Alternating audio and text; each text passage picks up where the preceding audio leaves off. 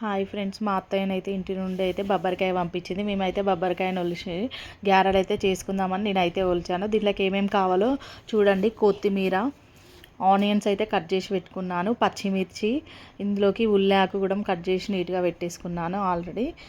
అందులోకి అయితే ఇవి అయితే అన్నీ కలిపి మిక్సీ చేసుకోవాలి.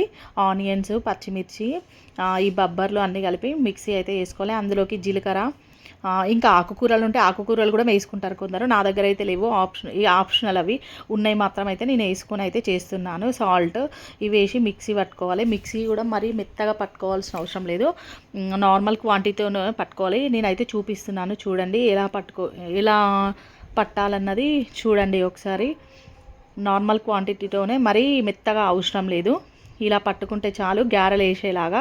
అది మనం సాల్ట్ వేయగానే మరీ కొంచెం మెత్తగా అయిపోతుంది. వీటిని అయితే అంతా ఒక దగ్గర వేసేసుకొని, సాల్ట్ కూడా మనకు కావాల్సినంత సాల్ట్ యాడ్ చేసుకొని, అందులో అయితే మళ్ళీ నేనైతే కొత్తిమీర అండ్ ఉల్లాకు అవన్నీ వేసి కలుపుకున్నాను.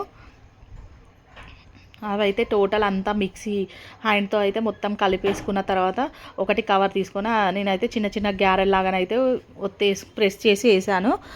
ఒక కడాయి తీసుకొని ఆయిల్ పెట్టేసి అందులో చిన్న చిన్న గ్యారెల్లాగానైతే వేసాను. మనం అక్క గ్యారెలు అట్లా వేసుకుంటాం కదా, వడలు, అలా సన్నంగా వేసుకోవాలి. కొంచెం క్రిస్పీగా కాల్చుకుంటే చాలా టేస్టీగా ఉంటాయి. చూడండి, నేను ఆయిల్లో వేసి అయితే కాలుస్తున్నా. కొంచెం లో ఫ్లేమ్లో, కొంచెం హై ఫ్లేమ్లో పెట్టి కాల్చుకోవాలి. కాల్చుకున్న తర్వాత చూడండి, ఇవి కొంచెం నేనైతే క్రిస్పీగానే కాల్చుకున్నాను. చాలా టేస్టీగా అంటే ఉన్నాయి. ఓకే ఫ్రెండ్స్, ఈ వీడియో కనుక మీకు నచ్చితే like, share, subscribe. Bye friends.